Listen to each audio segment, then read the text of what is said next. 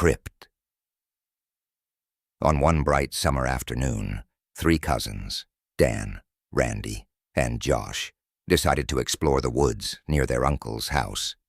At 15, they were all the same age, and they were thrilled by the long, lazy days of summer and the sense of adventure in the air.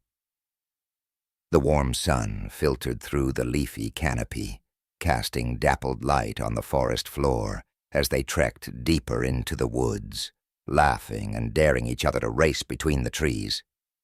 After walking for a while, they stumbled upon something strange, a large flat stone structure, nearly hidden by ivy and summer wildflowers. The stone was cracked and worn, and in the middle was a dark, yawning hole. Randy squatted down and peered at the strange stone structure, brushing aside some vines to reveal faint carvings in the rock. "Looks like a crypt or something," Randy said, his voice barely a whisper, though he wasn't sure why he felt the need to keep quiet. Dan nudged him. "Maybe it's one of those old tombs or something. People probably buried treasure here back in the day." Josh grinned, his curiosity sparking. "Treasure, huh? Let's check it out." Before Dan or Randy could protest, Josh leaned forward to get a closer look, but the ground around the crypt was unstable.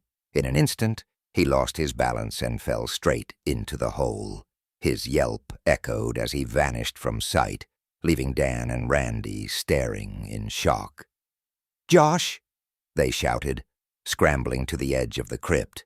Sunlight filtered dimly into the darkness below, where Josh lay, thankfully unhurt, but clearly shaken.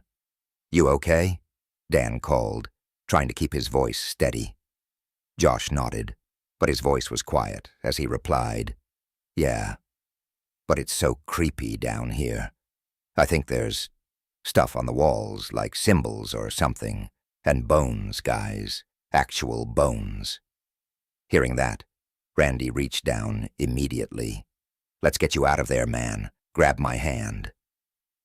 Josh reached up, his hand finding Randy's, and Dan quickly joined in to pull their cousin out.